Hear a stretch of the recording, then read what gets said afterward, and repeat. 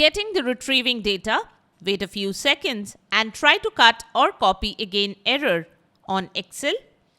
Here are 3 ways you can fix it.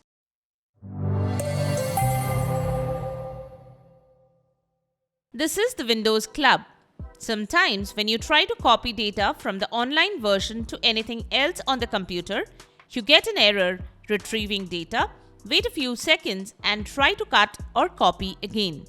When you open an online version of an Excel file, it maintains a copy of itself in a temporary area of the OS.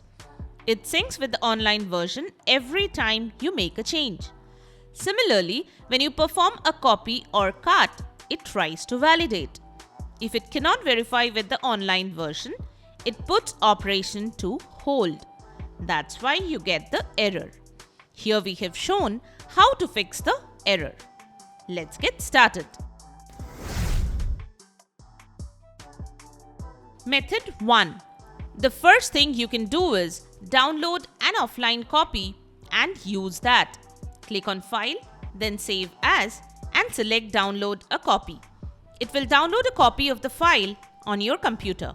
You can then edit and copy text from the file and paste it anywhere. If you have Office 365 subscription, you can use Microsoft Office applications to write offline and sync with the online version. Make sure to use the same Microsoft account. Method 2. If you do not want to download the file, a temporary fix is to deselect whatever you have selected and wait for a while.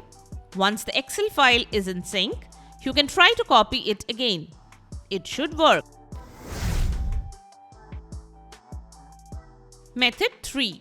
Since it's an online version, if you edit anything, it syncs back instantly unless it displays an error message. So if you have nothing to lose, close the tab in which the file was open. Then reopen the file by revisiting the file location. You can also try another browser in case this doesn't work. So that's it. Subscribe to the Windows Club for all your tech solutions related to Windows. Thanks for watching.